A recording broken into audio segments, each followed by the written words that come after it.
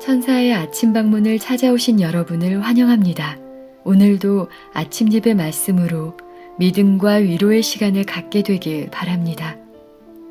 성도 여러분 안녕하세요.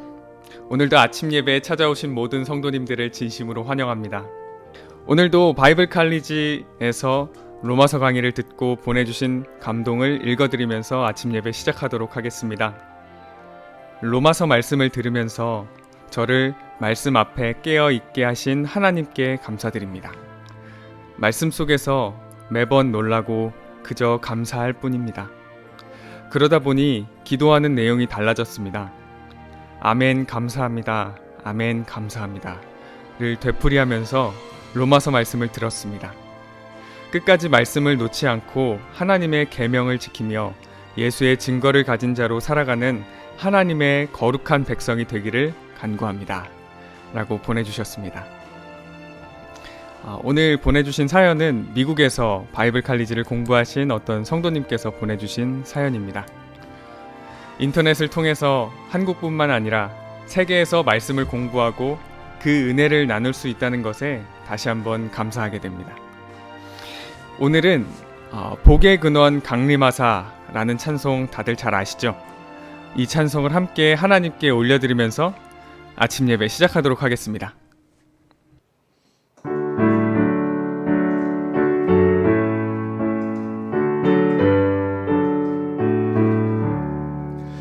복의 근원 강림하사 찬송하게 하소서. 한량없이 자비하신 증강할 길 없도다. 천사들의 기쁜 찬송 나도하게 하소서. 구속하실 인내함을 항상 찬송합니다. 주의 도와주심마다 이때까지 왔으니 이와 같이 천국에도 이르기를 바라네. 하나님의 복을 떠나 죄에 빠진 우리를 예수 구원하시려고 보혈을 흘려주셨네. 간주 듣고 3절 하겠습니다.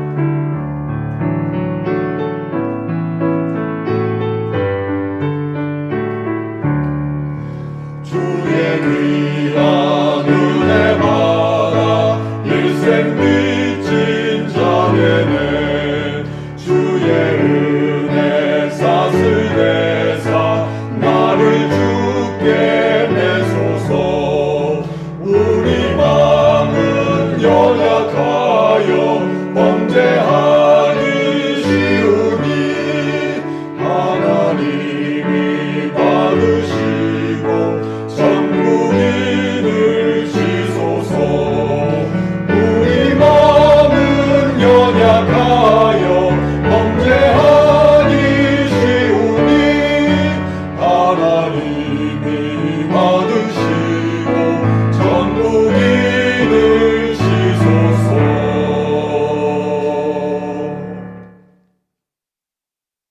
이제 함께 기도하겠습니다. 하늘에 계신 아버지, 새로운 하루를 허락해 주시고 말씀을 듣고 배우는 시간을 허락해 주심에 감사드립니다. 이 시간 내 생각과 감정을 내려놓고 말씀으로 양심을 씻어 정결하게 하며 말씀이 인도하는 대로 따라가기 원하오니 저희를 인도하여 주시옵소서. 오늘 말씀 묵상을 통해서 하나님의 소원이 우리 속에서 이루어질 수 있도록 역사하여 주시옵소서. 오늘도 권면해 주시는 목사님의 건강과 선교 사업을 붙잡아 주셔서 하나님께 영광 돌릴 수 있도록 인도하여 주시고, 권면해 주실 때 성령께서 말씀을 듣는 각 사람에게 찾아가셔서 말씀을 깨닫고 이해하며 순종할 수 있도록 역사하여 주시옵소서. 예수님의 이름으로 기도드립니다. 아멘. 안녕하십니까 성도 여러분. 오늘은 우리가 날마다 형성하는 이 습관이 우리 그리스도인의 성품과 어떻게 연결되어 있는지, 그것이 구원과 어떻게 연결되어 있는지 그 문제를 좀 생각해 보도록 하겠습니다. 의인의 습관, 의인의 성품이 있습니다. 또 악인의 습관이 있고 악인의 성품이 있는 것입니다. 성경은 그것을 악인이 가는 길과 의인이 가는 길이라고 말하고 있는 것입니다.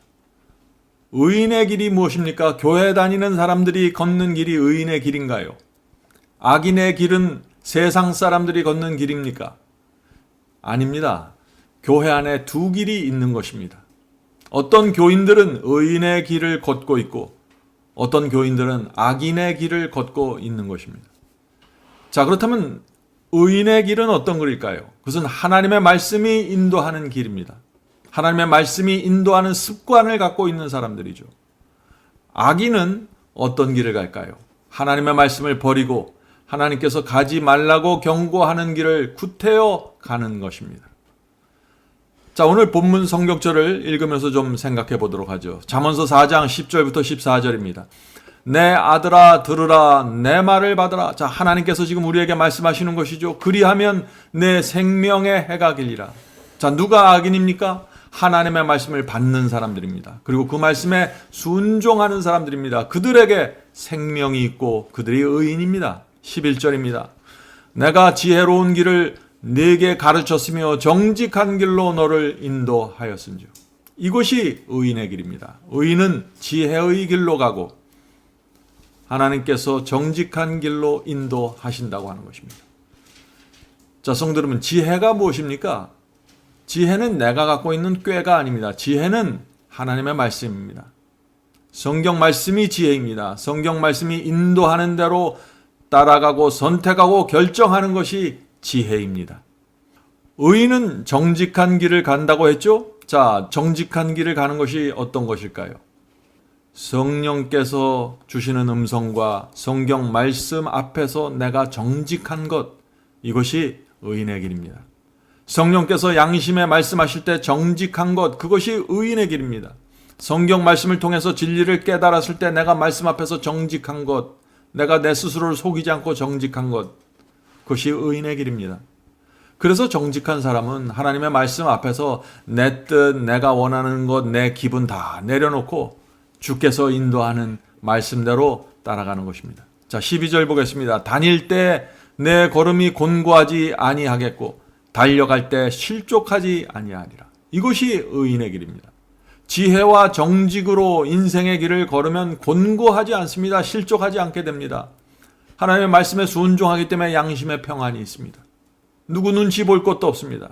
하나님만 보면서 가는 사람들은 세상의 상황과 상관없이 늘 마음의 평강이 흐르게 되는 것이죠. 그런데 하나님의 말씀을 버리고 내 뜻대로 가면 인생이 피곤해집니다. 자꾸 양심의 가책이 있고 정죄받는 것 같고 자꾸 넘어지고 실족하게 됩니다. 13절 보겠습니다. 훈계를 굳게 잡아 놓치지 말라, 지키라. 이것이 내 생명이니라. 사악한 자의 길에 들어가지 말며 악한 사람의 길로 다니지 말지어다. 그의 길을 피하고 지나가지 말며 돌이켜 떠나갈지어다. 악한 길을 걷고 있는 자들은 빨리 피하고 지나가지 말고 돌이키라는 것이죠. 성도 여러분, 의인의 길과 악인의 길이 어떻게 다른지 보이십니까? 분명합니다. 악인은 하나님의 말씀을 밀어내고 피하고 자기가 원하는 기분대로 길을 걷는 것입니다. 그래서 악인들의 마음에 불편해지고 인생이 곤고해지고 실족하게 된다는 것이죠. 자, 오늘 말씀 묵상에서는 의인의 길을 한 번만 가는 것이 아니라 날마다 의인의 길을 가서 그 길이 나의 습관이 되게 하라 하는 그 말씀에 대해서 살펴보는 것입니다. 길을 가야만, 의인의 길을 계속해서 가야만 그것이 습관이 되고 내 성품이 된다 하는 것이죠. 자, 본문 살펴보겠습니다. 습관의 힘을 깨닫는 사람은 거의 없다. 영감의 말씀은 구수인이, 자, 구수인이라는 것은 피부가 검은 사람을 얘기하는 것입니다. 구수인이 그 피부를, 표범이 그 반점을 변할 수 있느냐, 할 수 있을진데. 자, 구수인이 피부 색깔을 스스로 바꿀 수 있습니까? 표범이 스스로 피부의 그 반점을 바꿀 수 있나요? 그건 바꿀 수 없는 것입니다. 그것은 고정된 것이죠. 그런데 만약 정말 바꿀 수 있다면은 악에 익숙한 너희도 선을 행할 수 있으리라 라고 묻는다. 이것은 엄숙한 주장이다. 자, 우리가 방금 예레미야 13장의 23절에 있는 말씀을 읽었죠. 이 말씀은 오해하지 말아야 됩니다. 이 말씀은 반어적인 형태의 질문입니다. 흑인의 피부가 하얗게 될 수 있고 표범의 피부의 반점들을 스스로 없앨 수 없는 것처럼, 그것은 변할 수 없는 것처럼 우리가 태어나면서부터 악에 익숙해 있는데 우리가 선을 행하는 것은 불가능하다고 지금 성경은 말하는 것입니다. 그러면서도 성경은 또 반면에 의인의 길을 걸으라고 지금 말하고 있는 것입니다. 이것이 어떻게 가능할까요? 오늘 이 문제를 좀 우리가 살펴보는 것입니다. 성도 여러분, 오랜 세월 동안 악을 행하던 우리가 어떻게 의인의 길을 걸을 수 있을까요? 자, 계속해서 본문 읽겠습니다. 그러나 악한 습관이 올바른 방향 위로 전환하는 일이 거의 불가능해 보이는 그런 힘을 갖고 있지만 선한 습관의 능력도 악한 습관만큼 강하다는 사상은 위안과 용기를 준다. 악한 습관만 힘을 갖고 우리를 제압하는 것이 아니라 선한 습관을 우리가 갖고 있으면 그 선한 습관도 우리의 생애를 지배하고 끌고 갈 수 있다는 것입니다. 그 경향이 도덕적 가치라는 측면에서 우리를 고양시키거나 파멸로 곤두박질치게 하거나 간에 매일의 활동의 결과는 앞서 있었던 날들의 영향을 받는다. 자, 이 말씀이 무슨 뜻입니까? 우리가 날마다 하는 생각과 행동은 그것이 선하든지 악하든지 간에 나에게 영향을 준다는 것입니다. 선한 생각과 선한 행동을 오늘 내가 하고 살면은 그것은 그 영향은 나에게 미쳐서 내일 내 삶에 영향을 준다는 것입니다. 생각과 행동이 반복되면 습관이 되고 습관이 굳어지면 성품이 되는 것입니다. 성도 여러분, 이것은 굉장히 중요한 사상입니다. 의인의 길을 가려면은 그래서 우리의 습관을 고쳐야 되는 것입니다. 날마다 우리가 하는 행동과 생각을 고쳐야 되는 것입니다. 그래야만 습관이 형성되고 그래야만 의의 길을 가게 되고 우리의 성품이 변화되게 된다는 것이죠. 자, 어떻게 그렇다면 습관을 고칠 수 있을까요? 먼저 우리가 섬길 주인을 결정해야 됩니다. 우리가 사탄을 섬기고 있으면서 우리가 돈을 섬기고 있으면서 세상을 섬기고 있으면서 의의 길을 갈 수 없는 것입니다. 우리가 먼저 섬길 주인을 결정해야 되는 것입니다. 그래서 바울은 나를 지배하는 주인을 스스로 선택하라고 말하고 있는 것입니다. 자, 로마서 6장 16절에 그 말씀이 있죠? 로마서 6장 16절입니다. 너희 자신을 종으로 들여 누구에게 순종하든지 그 순종함을 받는 자의 종이 되는 줄을 너희가 알지 못하느냐. 사탄은 우리의 타락하고 죄된 본능을 자극함으로써 우리를 유혹하는 것입니다.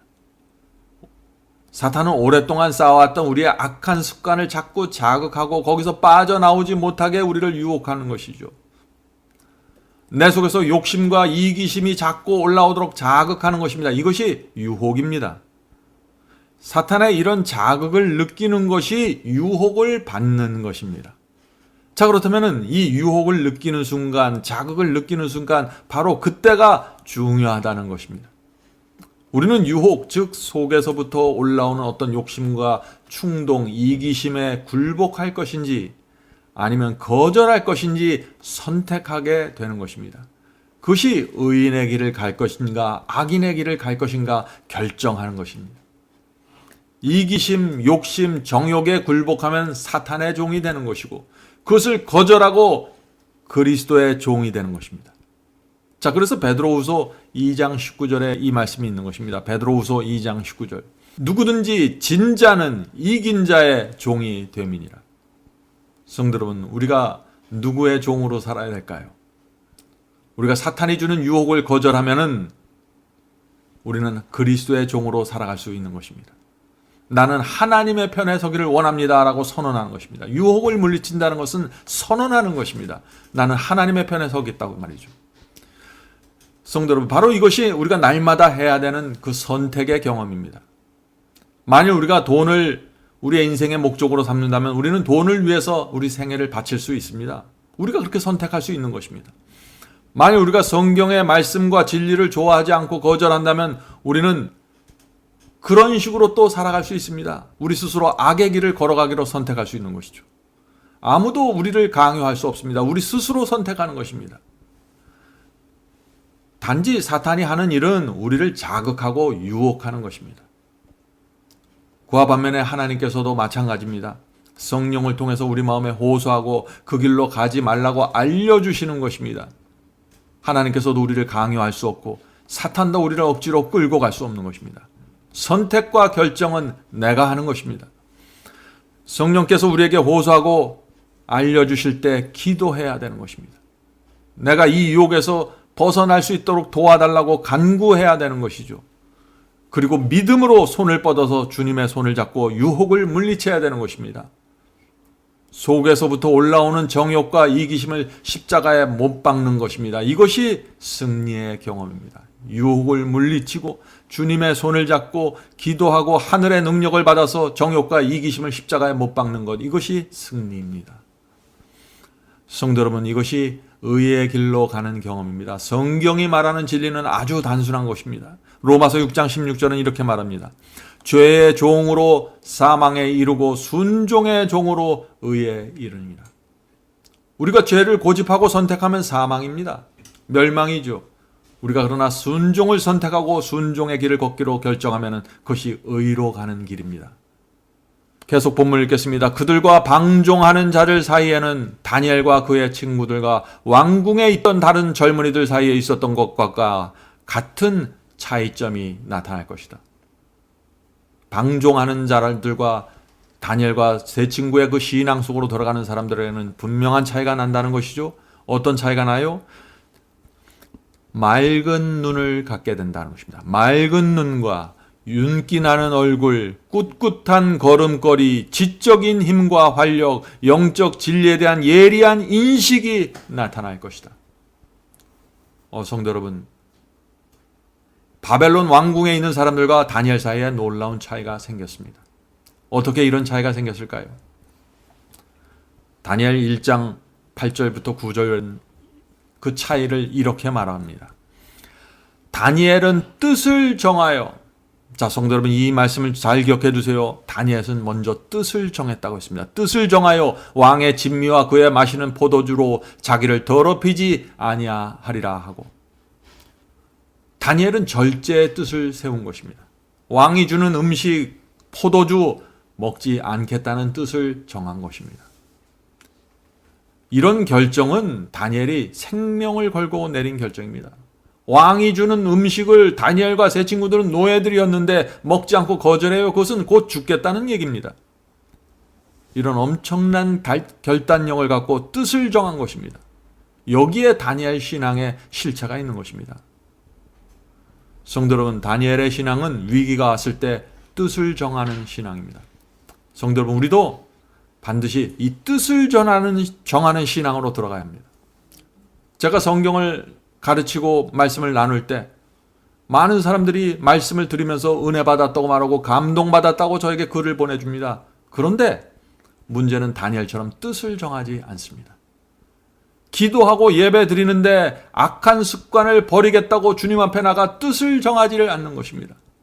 그래서 교회를 오래 다녀도 기도하고 예배 드려도 변화가 생기지를 않는 것입니다. 성령께서 그 마음속에 계속해서 이것을 고치라, 이런 습관과 이런 성향과 이런 성품을 버리라고 말씀하셔도 그대로 게으름과 이기심 속에 남아있는 것입니다. 본문을 읽겠습니다. 품성은 우연의 산물이 아니며 날마다 하는 우리의 결정과 선택에 의해서 선하거나 악하게 형성되고 있음을 기억하죠. 그 결과 영원한 구원과 멸망으로 연결되기 때문에 성령의 역사로 형성되는 품성은 아주 중요하다. 우리는 현재와 영원을 위한 건축자들이다. 성도 여러분, 잘못된 습관을 버리고 의의 길로 가려면은 복음의 중심으로 들어가야 됩니다. 그래서 예수께서 이렇게 말씀하시는 것입니다. 요한복음 15장 4절 5절입니다. 요한복음 15장 4절 5절. 내 안에 거하라, 나도 너희 안에 거하리라. 가지가 포도나무에 붙어 있지 아니하면 스스로 열매를 맺을 수 없음 같이. 자, 우리 가지들이죠. 그리스도 포도나무입니다. 우리가 그리스도 안에 붙어 있어야 하는 것입니다. 우리 스스로 노력으로 고칠 수 있는 습관은 아주 제한적입니다. 우리가 깊은 죄의 습관들은 우리의 힘으로 고칠 수가 없는 것입니다. 포도나무에 붙어 있어야 되는 것입니다. 너희도 내 안에 있지 아니하면 그러하리라. 나는 포도나무요 너희는 가지라. 그가 내 안에 내가 그 안에 거하면 사람이 열매를 많이 맺나니 나를 떠나서는 너희가 아무것도 할 수 없습니다. 그리스도 안으로 온전히 들어가야 합니다. 그래야 열매가 풍성하게 맺을 수 있는 것입니다. 자, 어떤 사람이 누가 그리스도 안으로 온전히 들어가게 될까요? 주님의 뜻대로 정말 살기 원하는 사람들입니다. 세상이 정말 싫고 정말 관심이 없는 사람들입니다. 주님께서 정말 나의 유일한 구세주라는 믿음을 갖고 있는 사람들입니다. 하나님만이 정말 이 악한 습관의 구덩이에서 구할 수 있다는 이 소망을 갖고 있는 사람들입니다. 그런 사람들은 문둥병자가 주님께 매달렸던 것처럼 매달리고 뜻을 정하게 될 것입니다. 성도 여러분, 지난 세월 동안 수없이 실패한 경험이 있을지라도 오늘 다시 일어나서 의의 길로 들어가기로 뜻을 전하시기 바랍니다. 주께서 여러분을 불쌍히 보시고 도와주실 것입니다. 우리는 주님의 손을 놓고 떠날 수 있지만 주께서는 우리를 버리지 않으십니다. 끝까지 따라오십니다. 언제나 한결같은 마음으로 우리를 기다리시는 것입니다. 탕자의 아버지가 그 아들을 기다렸던 것처럼 말이죠. 오늘 주 앞에 나가기를 간절히 바랍니다. 이제 기도하겠습니다. 하늘에 계신 아버지, 저희가 오랜 세월 동안 주님을 믿었지만 너무나 막연하고 너무나 뜻을 정하지 않고 너무나 내 생각과 내 삶에 사로잡혀서 의인의 길을 잊어버리고 살아왔습니다. 주여, 이제 오늘 우리가 아침에 다시 마음을 붙잡고 주 앞에 나가오니 저의 길을 의인의 길로 인도해 주시옵소서. 저희의 생애 속에 남겨져 있는 악한 습관들을 주 앞에 드리고 내려놓을 수 있도록, 고칠 수 있도록 도와주시옵소서. 저희가 간절히 원합니다. 저의 마음을 주 앞에 드리오니 가지가 포도나무에 붙어 있는 것처럼 그렇게 붙어 있어서 열매 맺을 수 있도록 도와주시옵소서. 예수님의 이름으로 간절히 기도드립니다. 아멘. 성도 여러분, 마지막 사명에서는 아침 예배 채널을 별도로 운영하고 있습니다. 아침 예배 채널에서는 매일 새벽 6시에 예배가 올려지고 특별히 아침 9시에 생방송 예배가 진행됩니다. 원하시는 분들은 아침 예배 채널을 별도로 구독 신청하시고 저희와 함께 생방송으로 예배 드릴 수 있습니다. 아침마다 하나님의 말씀으로 저희가 주 앞에 남아 예배 드리는 신앙으로 함께 나가게 되길 간절히 바랍니다. 감사합니다.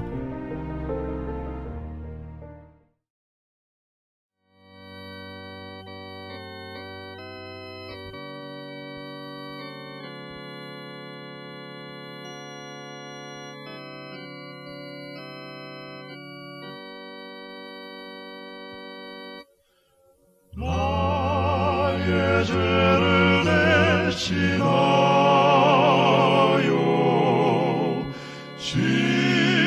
십자가에 달린 주, 내 어찌 주님의 가슴에 못을 칠 수 있을까? 내가 어찌 다시 주를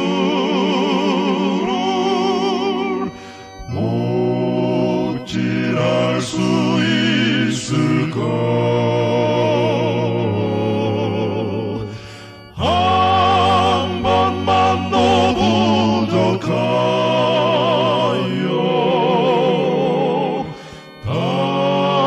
다시 고통 드릴까?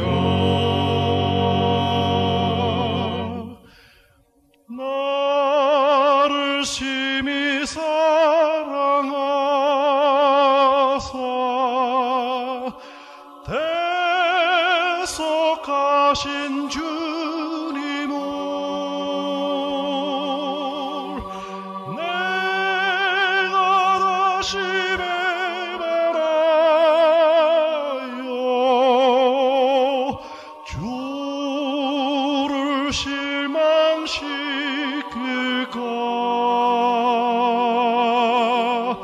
내가 어찌 다시 주를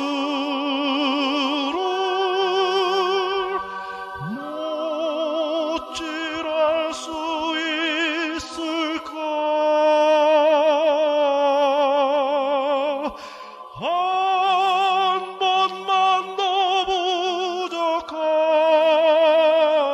부족하여 다시 고통 누릴까 내가 어찌 다시 주를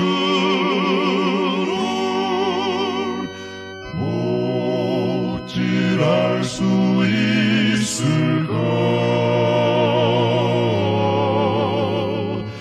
한 번만 더